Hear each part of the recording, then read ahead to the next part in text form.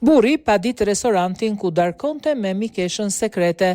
22 vjeçar ka ndërmarr veprime ligjore kundër një restoranti pasi bashkëshortja i zbuloi lidhjen e tij jashtë martesore përmes një video të publikuar në TikTok, duke ngritur një çështje serioze mbi mbrojtjen e privatësisë dhe përdorimin e pamjeve të klientëve në rrjetet sociale.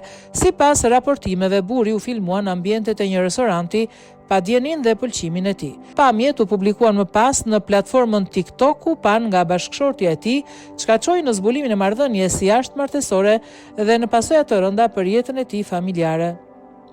42 vjeçari përfaqësohet ligjërisht nga Kodakons, një nga shoqatat më të njohura italiane për mbrojtjen e konsumatorëve, e cila pretendon se restoranti ka vepruar në mënyrë të paligjshme duke shkelur të drejtat themelore të privatësisë.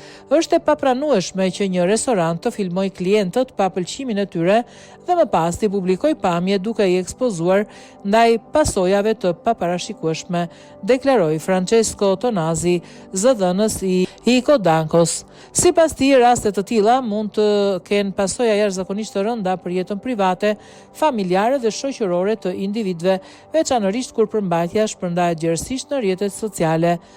Kodakos ka bërë të ditur se po kërkon dëmshpërblim financiar në emër të klientit të tij, ndërsa po shqyrton edhe mundësinë e paraqitjes së një ankese pranë autoritetit italian për mbrojtjen e të dhënave personale, për të hetuar nëse janë shkelur ligjet mbi privatësinë dhe përpunimin e të dhënave. Rasti ka nxitur debat në Itali mbi kufitë e përdorimit të rrjeteve sociale nga bizneset dhe përgjegjësinë ligjore që ato mbajnë ndaj klientëve të tyre.